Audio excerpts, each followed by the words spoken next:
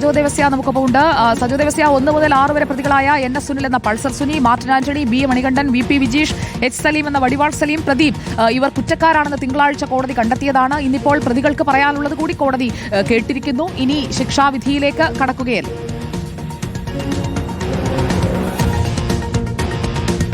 സുജയ, ഇനിയിപ്പോൾ 2 കാര്യങ്ങളാണ് കോടതിയിൽ ഇതിനകം പൂർത്തിയായിട്ടുള്ളത്. ഒന്ന്, ആദ്യം കോടതി മുന്നറിയിപ്പ് നൽകുകയാണ്. ജഡ്ജ് ഹണിയം വർഗീസ് പറഞ്ഞത് തന്റെ ഭൂതകാലം അന്വേഷിച്ചോളൂ, പക്ഷേ കോടതി നടപടികളെ അപമാനിക്കാനാവില്ല, സബ് ജുഡീസ് ആയ കണ്ടന്റ് ഓഫ് കോർട്ടായ കാര്യങ്ങളുണ്ടെങ്കിൽ അങ്ങനെ നടപടി സ്വീകരിക്കും കോടതി ലക്ഷ്യത്തിനെന്ന് മുന്നറിയിപ്പ് നൽകി. അതിനുശേഷം പ്രതികളെ കേട്ടു, എല്ലാ പ്രതികളെയും കേട്ടു. എല്ലാവരും പ്രധാനമായും പറഞ്ഞത് തങ്ങൾ കുടുംബത്തിന്റെ ഏക ആശ്രയമാണ്, അതുകൊണ്ട് ശിക്ഷയിൽ നൽകണമെന്ന് ആവശ്യപ്പെട്ടിരിക്കുന്നു. സജോ, തുടരാം.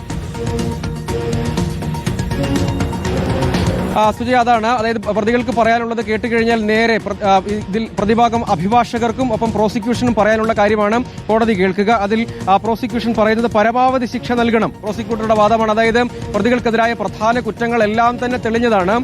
അതായത് കടുത്ത ശിക്ഷ ലഭിക്കാവുന്ന കുറ്റങ്ങൾ തന്നെയാണ് തെളിഞ്ഞിരിക്കുന്നത്. അതായത് ഗൂഢാലോചന, കൂട്ടബലാത്സംഗം, തെളിവ് നശിപ്പിക്കൽ അടക്കമുള്ള കുറ്റകൃത്യമാണ്, ഗുരുതര കുറ്റകൃത്യങ്ങളാണ്. അതായത് ജീവപര്യന്തം ശിക്ഷ എന്ന പരമാവധി ശിക്ഷ, അതായത് ജീവപര്യന്തം എന്നതിന്റെ നിയമപരമായ നിർവചനം എന്നത് ജീവിതാവസാനം വരെ തടവ് എന്നതാണ്. അങ്ങനെയുള്ള കഠിന തടവ് നൽകണം എന്ന ആവശ്യം മുന്നോട്ട് വയ്ക്കുകയാണ്. സ്വാഭാവികമായും ഈ കുറ്റകൃത്യങ്ങളുടെ കാര്യത്തിൽ പരമാവധി ഈ ശിക്ഷ നൽകാവുന്നതാണ് എന്ന കാര്യത്തിൽ നിയമവൃത്തങ്ങളിൽ തർക്കമൊന്നുമില്ല. പക്ഷേ എന്ത് ശിക്ഷ എന്നത് കോടതിയുടെ വിവേചനാധികാരമാണ് എന്നത് ഒരു പ്രധാനപ്പെട്ട കാര്യമാണ്.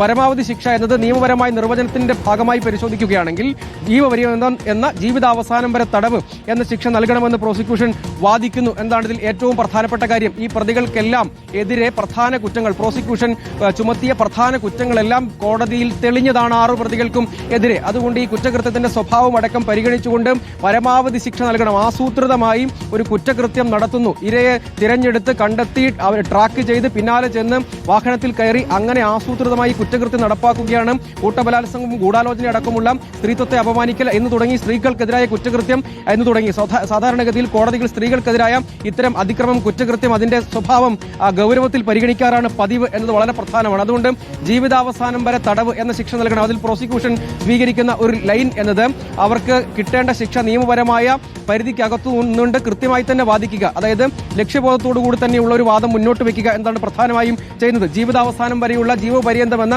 നിയമത്തിന്റെ നിർവചനം ആണ് ഇവിടെ പ്രോസിക്യൂഷൻ പ്രധാനമായും ആയുധമാക്കുന്നത്.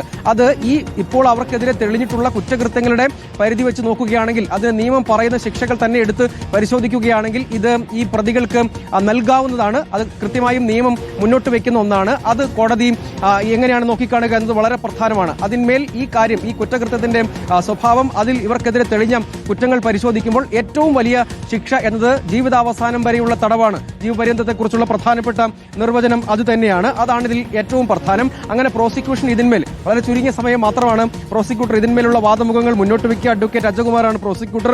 അദ്ദേഹം ഈ കാര്യങ്ങളാണ് മുന്നോട്ട് വെക്കുന്നത്. അതായത് ഓരോ ചാർജുകളും, തെളിഞ്ഞ ഓരോ ചാർജുകളും ആവർത്തിച്ചു പറയുകയും ആ ചാർജുകൾ മുന്നോട്ട് വയ്ക്കുന്ന പ്രധാനപ്പെട്ട ശിക്ഷ എന്തെല്ലാമാണ്. അതിൽ ഏറ്റവും പ്രധാനം 6 പേർക്കും ഈ ജീവപര്യന്തം തന്നെ നൽകണം. അതായത് ഒരു ഗൂഢാലോചന, ഇതിൽ ആസൂത്രിതമായി സംഘം ചേർന്ന് ഗൂഢാലോചന നടത്തി ഈ കുറ്റം ചെയ്തു എന്നതാണ് ഇതിൽ പ്രധാനം. പ്രോസിക്യൂഷൻ കേസിലെ മറ്റൊരു മോട്ടീവ് കൂടിയുണ്ട്. അത് തെളിയാത്ത പക്ഷം ഈ കാര്യം മാത്രം പരാമർശിക്കുക എന്നാണ് ഈ ഘട്ടത്തിൽ പ്രോസിക്യൂഷനും പ്രതിഭാഗമൊക്കെ ചെയ്യുക എന്നാണ് നമ്മൾ പ്രധാനമായും കാണേണ്ടത്.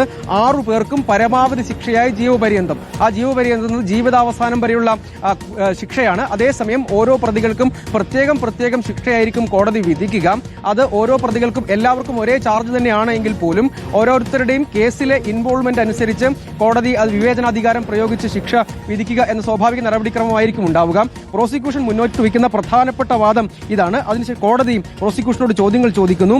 ഒന്നാം പ്രതി ആണോ കുറ്റകൃത്യത്തിൽ പങ്കെടുത്ത് 2 മുതൽ 6 വരെയുള്ള പ്രതികൾ ഒന്നാം പ്രതിയെ സഹായിക്കുകയല്ലേ ചെയ്തത്? മറ്റു പ്രതികൾക്കും സമാന ശിക്ഷ തന്നെ നൽകാൻ കഴിയുമോ? അതായത് ഇക്കാര്യത്തിൽ കുറ്റകൃത്യത്തിന്റെ ഇൻവോൾവ്മെന്റ് അനുസരിച്ച് വിവേചനം എന്ന ഒരു കാര്യം ഇതിനകത്തുണ്ട്. എല്ലാവർക്കും ഒരേ ശിക്ഷ നൽകുമ്പോൾ സ്വാഭാവികമായും കുറ്റകൃത്യത്തിൽ ഓരോരുത്തരുടെയും പങ്കാളിത്തം വ്യത്യസ്തമാണല്ലോ. അപ്പോൾ അതനുസരിച്ചുള്ള ശിക്ഷയല്ലേ നൽകാൻ കഴിയുകയുള്ളൂ എന്ന ചോദ്യം സ്വാഭാവികമായും ഉണ്ടാകുന്ന, കോടതിയുടെ ഭാഗത്തുനിന്ന് സ്വാഭാവികമായും ഉണ്ടാകാവുന്ന ചോദ്യമാണ്. ഒന്നാം പ്രതി കുറ്റകൃത്യം നടപ്പാക്കുന്നതിന്റെ പ്രധാനപ്പെട്ട ആളാണ്. മറ്റു പ്രതികളെല്ലാം ആ പ്രതിയെ സഹായിക്കുകയാണ് ചെയ്തത്. സ്വാഭാവികമായും അവരുടെ കുറ്റകൃത്യത്തിലെ പങ്കാളിത്തം സംബന്ധിച്ച് വ്യത്യസ്ത സ്വഭാവത്തിലല്ലേ കാണേണ്ടത് എന്ന ചോദ്യമാണ് പ്രോസിക്യൂഷനോട് ചോദിക്കുന്നത്. ബലാത്സംഗത്തിന് സഹായം ചെയ്തു എന്നതാണ് 2ഉം 6ഉം പ്രതികളുടെ കുറ്റം എന്നതടക്കമുള്ള കാര്യങ്ങൾ കോടതി ചൂണ്ടിക്കാണിക്കുകയാണ്.